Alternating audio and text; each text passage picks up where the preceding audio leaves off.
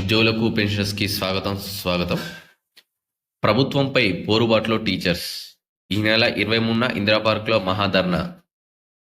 ఉపాధ్యాయుల విశ్వాసాన్ని సర్కార్ కోల్పోయింది.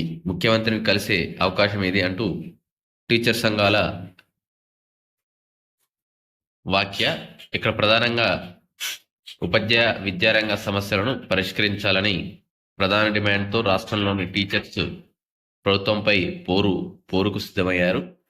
16 సంఘాలు గల యూఎస్పీఎస్సీ ఈ నెల 23న చలో హైదరాబాద్కు పిలుపునిచ్చింది. తమ సమస్యలను పరిష్కరించడంలో ప్రభుత్వం తీవ్ర జాప్యం ప్రదర్శిస్తుందని వారు మండిపడ్డారు. 15 రోజుల్లో డిఏలు విడుదల చేస్తామని, నెల రోజుల్లో పెండింగ్ బిల్లు, 6 నెలల్లో పీఆర్సీ, హెల్త్ కార్డులు ఇస్తామని, సిపిఎస్ రద్దు చేస్తామని ఎన్నికలప్పుడు హామీలు ఇచ్చి అన్నింటినీ విస్మరించిందని ఆరోపించారు.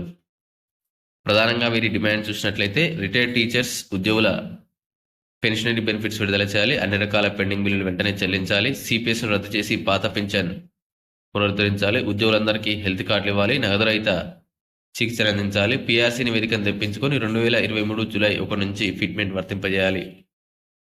ఎయిడెడ్ స్కూళ్లలో పనిచేసినటువంటి టీచర్స్కి రెగ్యులర్గా శాలరీస్ ఇవ్వాలి, టీచర్లకు పదోన్నతులు కల్పించాలి, విద్యారంగంలో ఎన్జిఓల జోక్యాన్ని నివారించాలి, మోడల్ స్కూల్, గురుకుల టీచర్లకు 010 పథకం ద్వారా వేతనాలు చెల్లించాలి, టీచర్ల ఏకీకృత సర్వీస్ రూల్స్ రూపొందించి అన్ని రకాల పోస్టులకు శాశ్వత నియామకాలు చేపట్టాలంటూ పిలుపునివ్వడం జరిగింది.